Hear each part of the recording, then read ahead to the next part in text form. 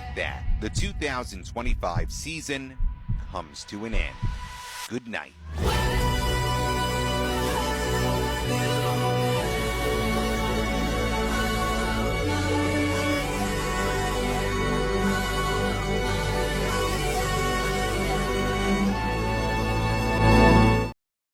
Hi guys, it's been such a very long time. I think it's been about 6 months, if not more than 6 months. 2025 was a very gruesome year for me, and I just decided to come here and tell you guys about like a rundown of everything that happened to me that year. It was a very monumental year for me. A lot of monumental things happened, and that is the purpose of this video. So if you notice that I'm looking at my screen, I have what I'm going to say here because I do not want to stammer. I don't have enough space to be stammering. One of the biggest things that took my time last year was my macro anatomism. My topic was PCS, that's polycystic ovary syndrome. And interestingly, this seminar was not personal. Personal in the way my microanatomy was. I did not choose it because I knew someone close to me who was doing PCOS. No, in fact, at that time, I didn't even know anybody personally dealing with PCOS. But I kept hearing about PCOS, and when something keeps coming up in conversations, people casually say, "Oh, I have PCOS," or "I'm dealing with PCOS," and everybody just nods, but nobody really explains what it actually means. So that was me. And I realized that even as someone in the medical space, I did not fully understand the intricacies of what PCOS was about, what was really happening in the body, what it meant for women, and why it affected fertility, hormones, emotions, and even identity. And I wanted my seminar to speak to women, to feel feminine, to feel intentional, and to feel like something that mattered beyond just passing a course. I researched it deeply, and honestly, PCOS is complex, but it's also very beautiful in the way the body tries to, adapt and communicate when something is off. And when I finally presented it and got an A, I was genuinely happy. Not because it was an A, but because it was a 4-unit course and I really wanted to do well in it. So that seminar reminded me why I love learning about human body, especially the female body, and why understanding women's health is so important. It felt like one of those quiet wins that people don't see, but they matter. In my school, we have something called graduating class week. Basically, all graduating students take a full week of academic stress, and it's meant to help us fully step into the graduation season. In other schools, they call it, I think, FYB. And I don't know the meaning of FYB, but I think they call it FYB. I'm not sure. And it officially kicks off with a grad class rally. This rally is something everybody looks forward to every single year, especially the girls, because it's literally the only time we are allowed to publicly wear trousers on campus. Most of us, for that day, it's symbolic, it's freedom, it's expression, it's one of those unspoken traditions that everyone waits for. So the rally starts early in the morning. We have a meetup point at BBS, then we dance around the entire school, we go through different areas and eventually converge back at the same point. It's loud, it's chaotic, it's sweaty, but somehow it's beautiful. I'm not really someone who dances in public. I'm not an extrovert. I'm usually in my own space, minding my business. But that morning, I told myself, this happened once. I'm not doing a grad class rally twice in my life. I'm not going to come back here again. So even though I didn't exactly become a dancer overnight, I showed up and I was genuinely happy I did. What made it a bit bittersweet though was that most of my closest friends were not graduating with me because they are not in a 4-year course. While I had a few of my people around and the rest of my closest friends were watching me from the sidelines, still I had amazing classmates, friends who were graduating with me, and I tried to make it work, to enjoy the moment for what it was. And after the rally, the graduating week continued with a series of activities. My university tries to prepare you for the outside world. They talk about NYC, they talk about jobs, adulthood, responsibility, and all of that. And honestly, I don't think anything truly prepares you for what life outside school actually looks like. But in my case, that week took a very different turn. Coincidentally, it was also the period of my mother's burial, so I could not fully participate in the rest of the graduating week.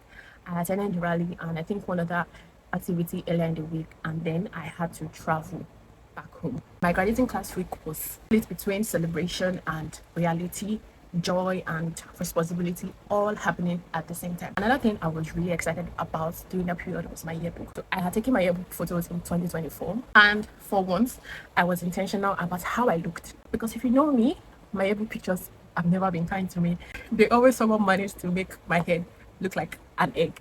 So this time I tried. I really did. I was very intentional about my appearance. This is us from my yearbook. share. I even had clips from the shoots. But then when the yearbook finally came out, my picture was not there. Apparently, they skipped 2 pages from my department section, and unfortunately, I was on one of those pages. And I cannot lie, it pained me because I really wanted, like, I was very aware about this correct yearbook, and I didn't just make this picture, I actually was being represented. And now I have a yearbook where I'm not inside, even though I was very much part of that class.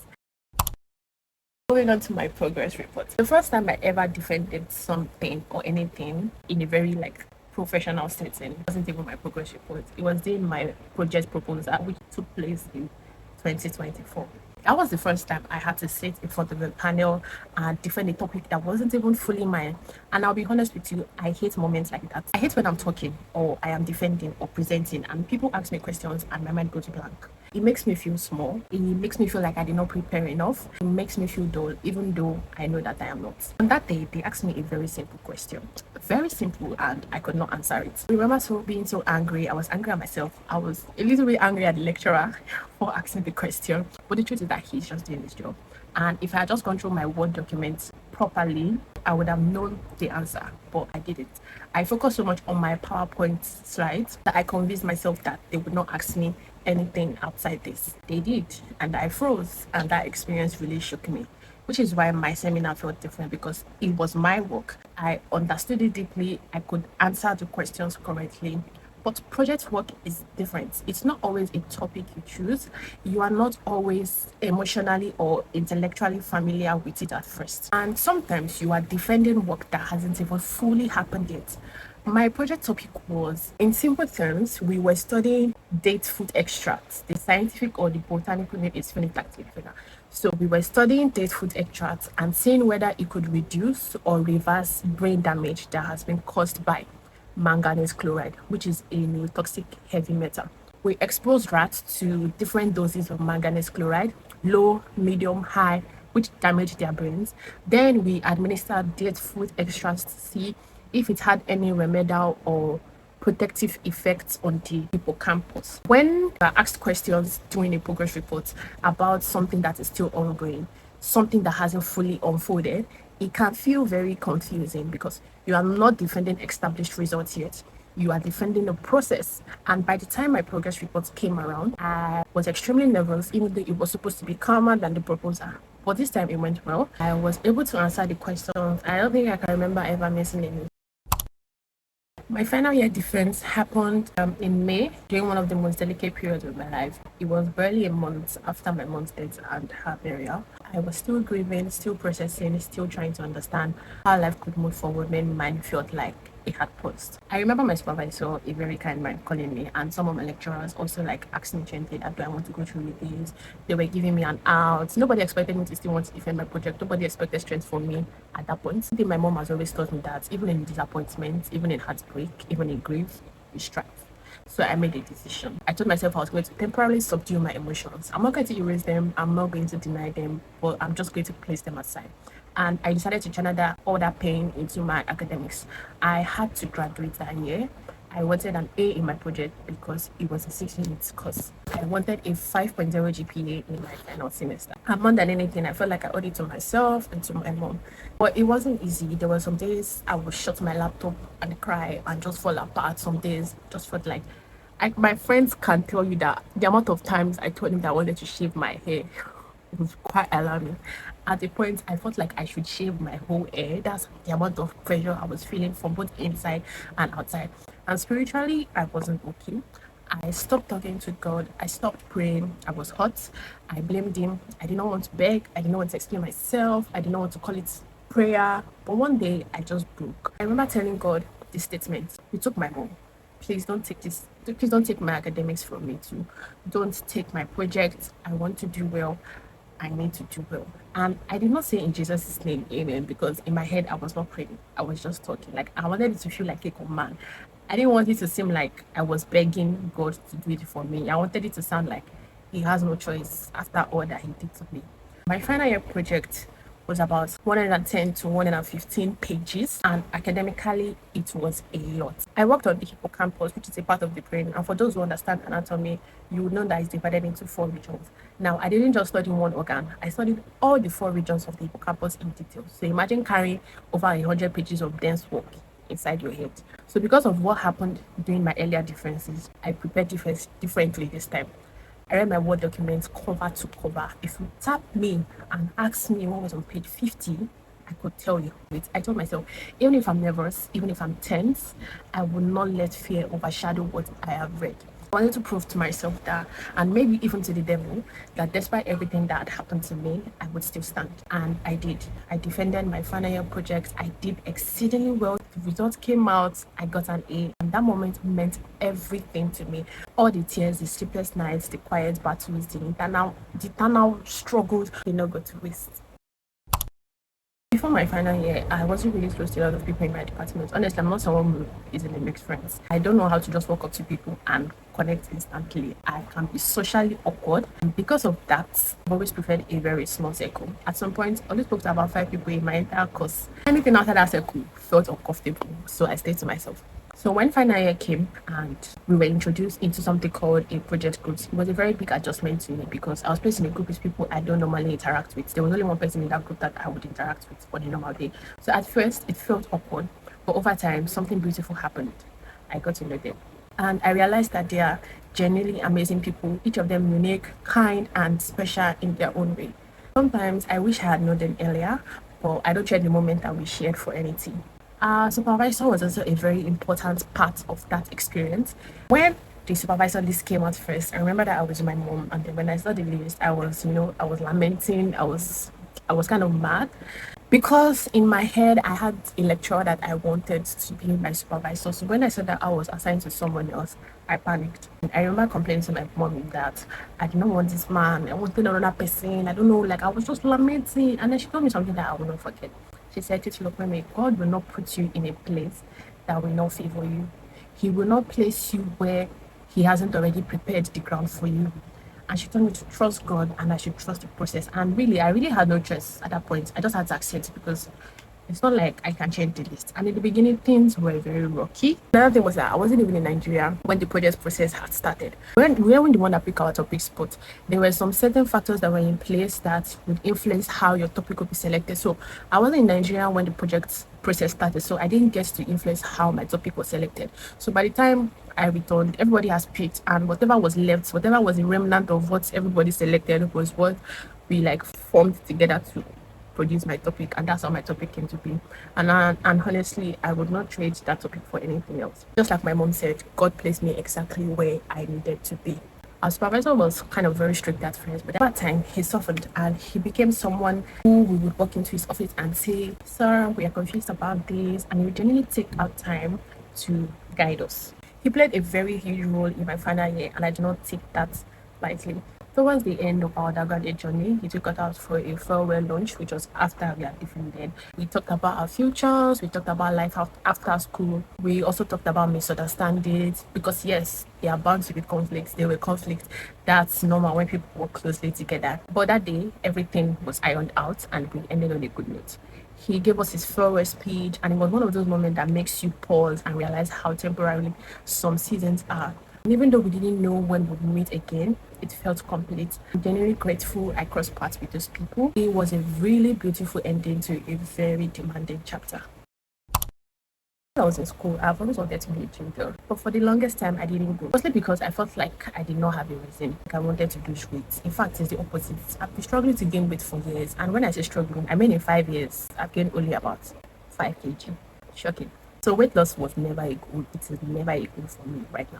Naturally slim, I look fit, but I realized something important. I wasn't actually fit. I climbed stairs and I would be panting in my 20s. My wake-up call, I realized I had very little resistance, very little stamina, and I needed to do something about it. I got a gym membership, I bought gym clothes, I committed, and in the beginning it was hard. My bubble was sore everywhere. Every moment reminded me that I had started something new.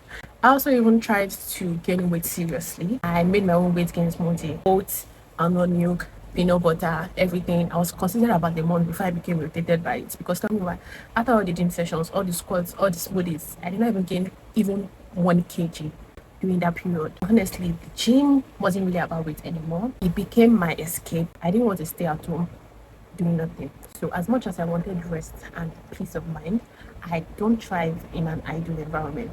I enjoy freedom for about a week, and then after that, I'm restless. I start looking for something to do. So the gym gave me structure. It gave me somewhere to go. It gave me something to focus on. It helped me move my body when my mind was heavy. Even though I'm not currently going to the gym, it stopped abruptly, unintentionally. I don't trade that period for everything.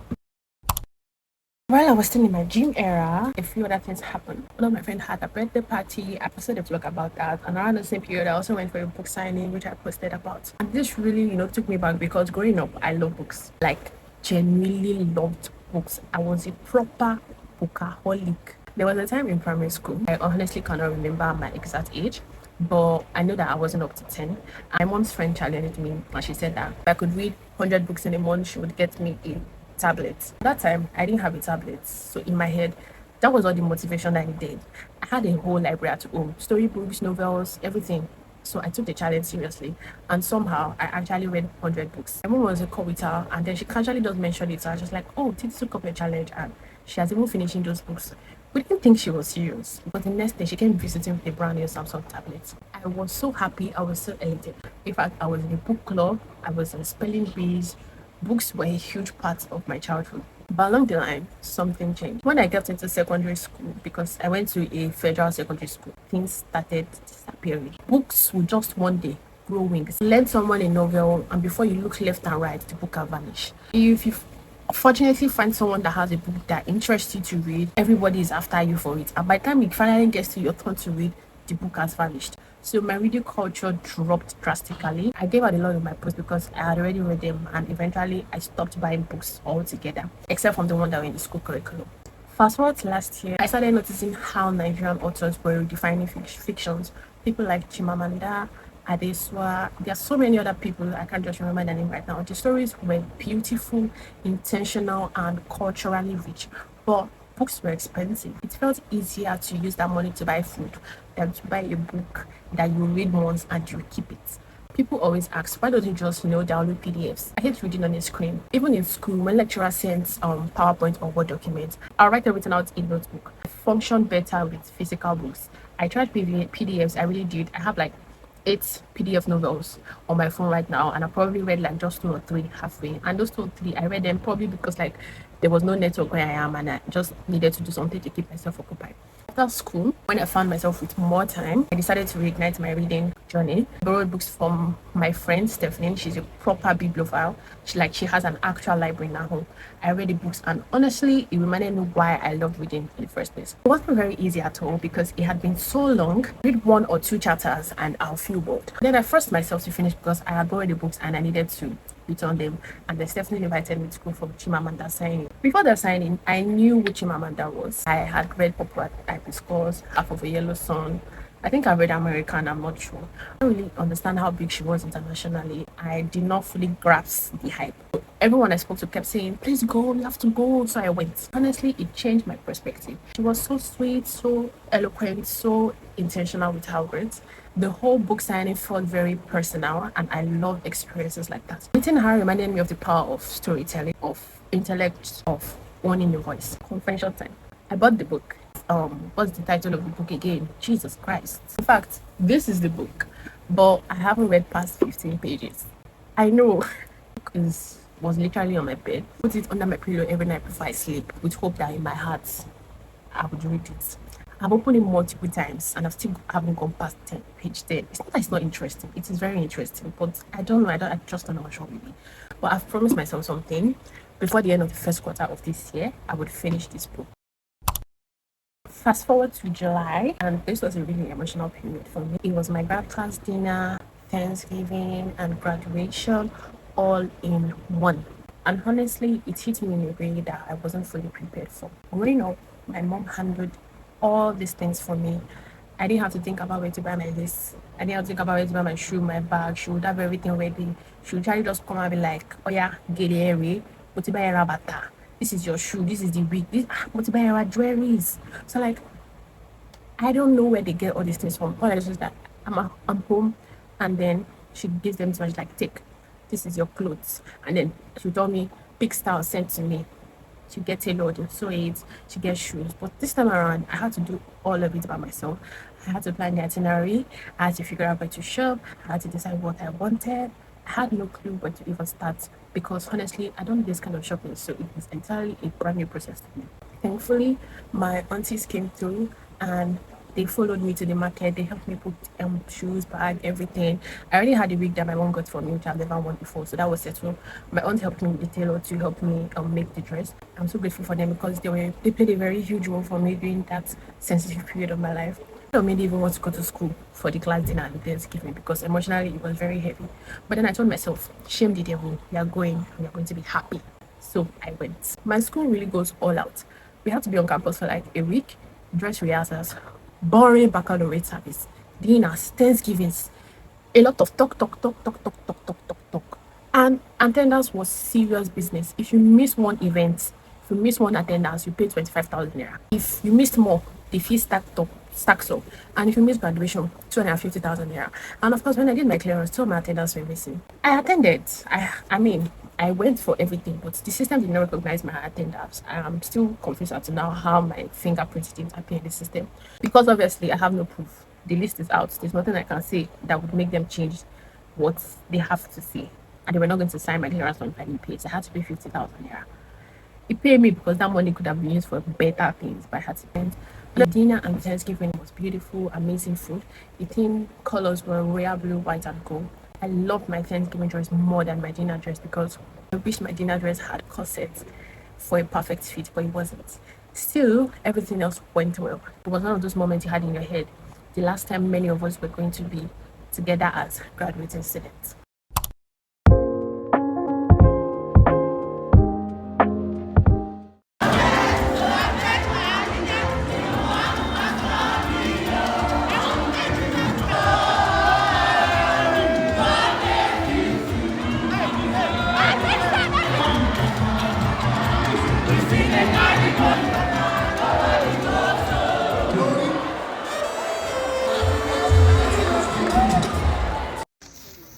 I tried to.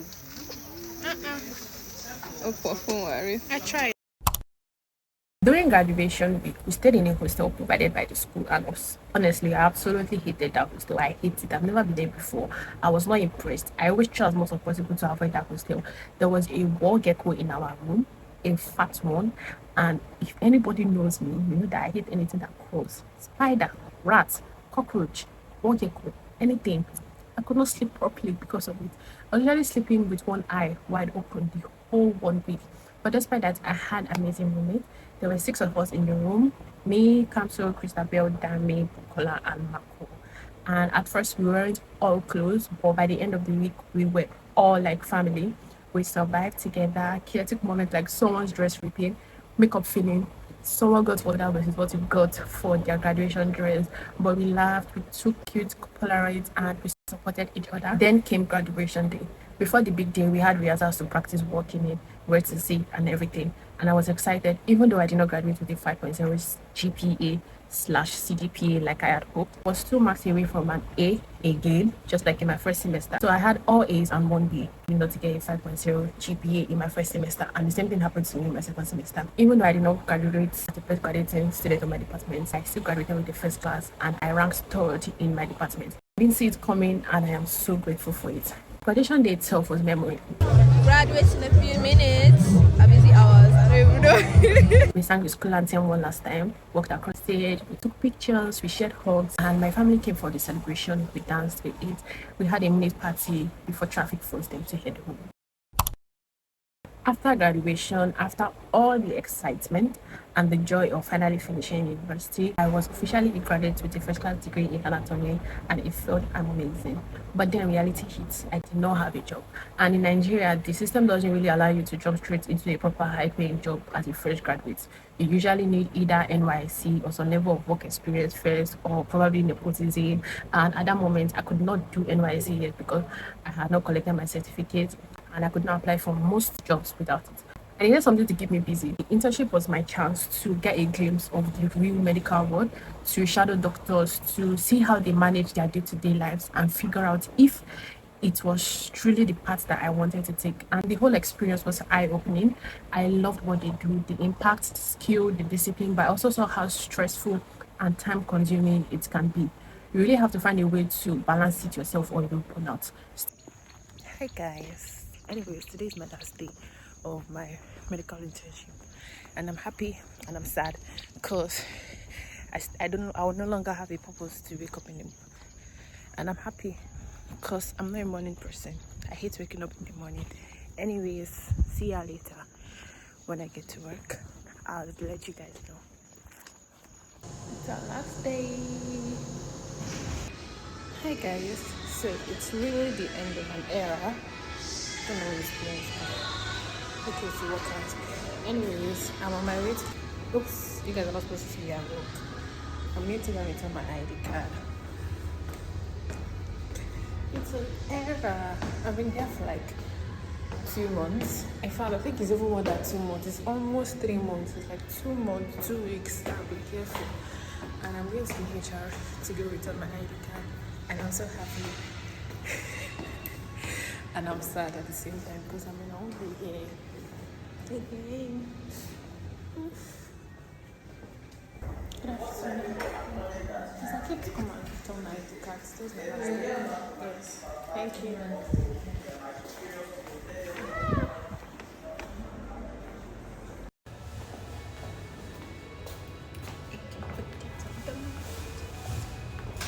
Still, it was amazing. The internship gave me a reason to wake up early, to structure my days, to see myself in a professional environment for the first time. And it was challenging, but it was worth it. And it really helped me start thinking about the next step about after graduation. After that, I started another internship. Because my clinical internship lasted for 2 months, 2 weeks. It was meant to be for 3 weeks. I had to cut it short because it started becoming repetitive and I wasn't enjoying it anymore. So I started another internship, but this time it's fully in online. It's a 1-year remote internship as a reproductive counselor. So currently we are moving into like an on-site phase, like shadowing in a fertility center or a hospital, a clinic or a church or whatever that they work with counselors.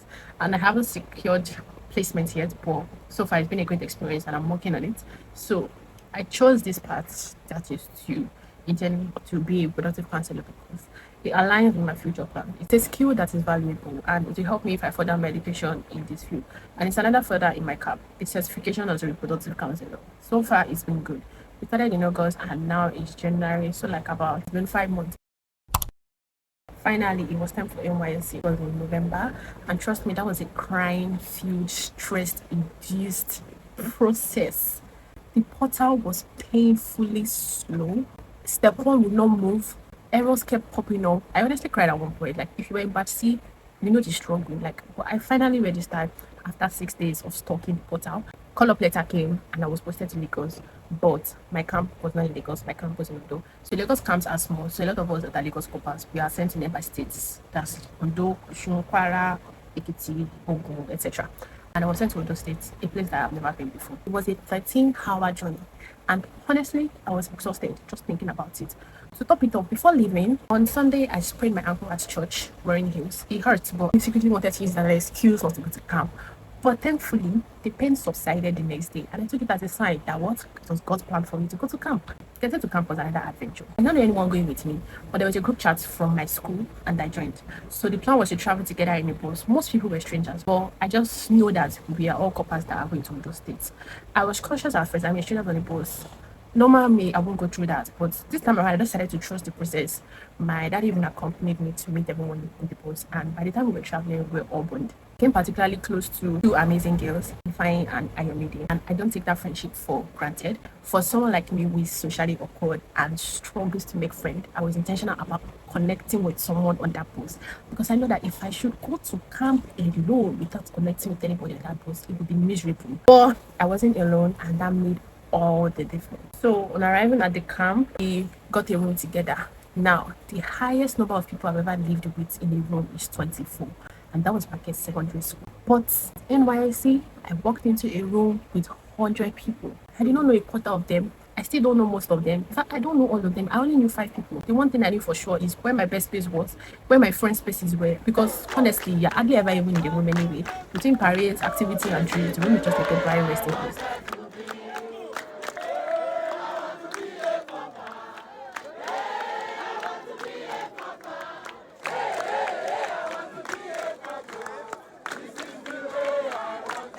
I joined Red Cross while at camp to escape parade duty. Seriously, this is a life hack for future couple members. Normally, I hate joining societies or clubs, but I had to because there was no way I was going to march every day. Best decision. By the end of camp, I was a certified Red Crosser. Remember that sprained ankle that I got before camp? Yes, it started swelling badly once I got there. There was even a bulge on the side that kept getting worse. Normally, you're supposed to elevate the leg, apply ice, and rest, but none of that was possible in camp because my pillow was basically my safe spot. That was where I hid my valuables, my phone, and everything that I cared about. And if I should put my leg on it instead of my head, someone can just take my stuff.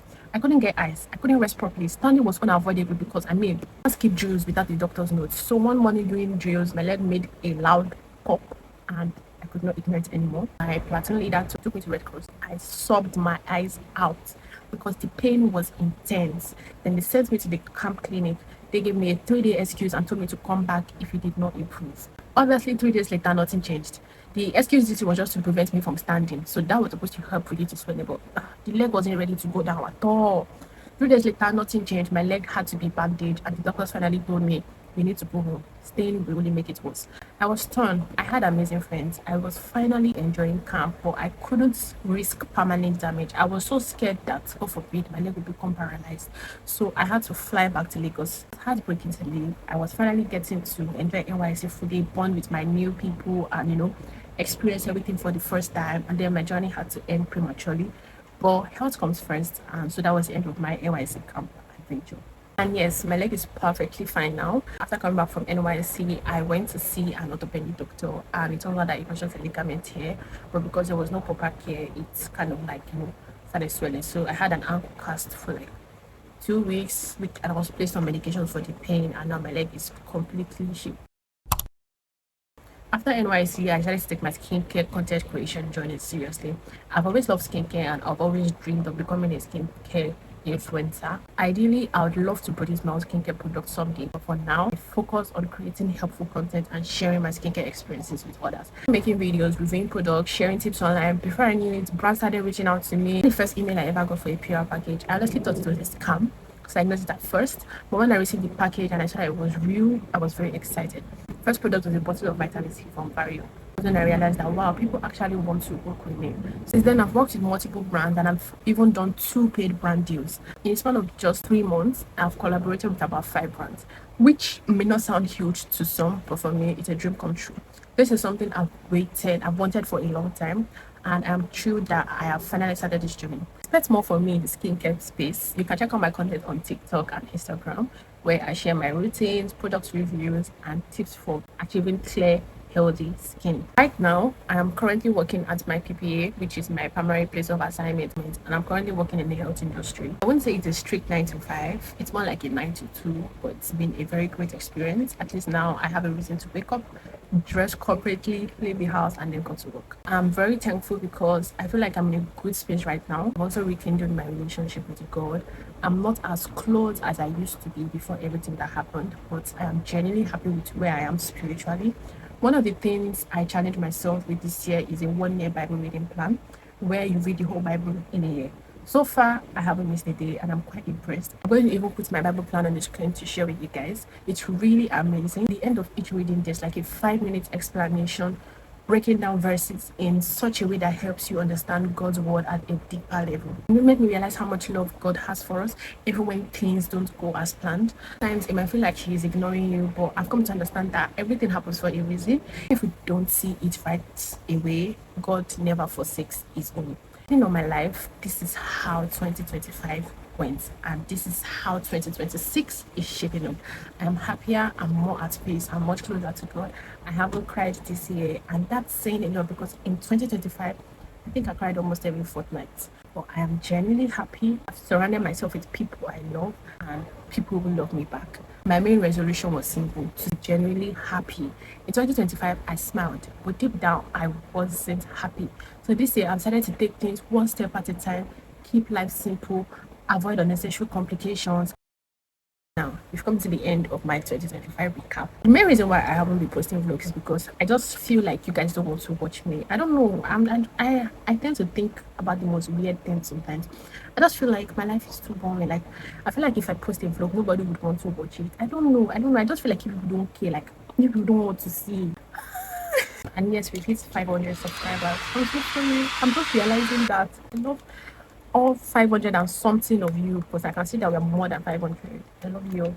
Thank you so much for watching. I hope you enjoyed my recap. Now I'm going to go and read my book. Hopefully by the time I come back next, I have read this book. See you guys later. Love you all. Bye.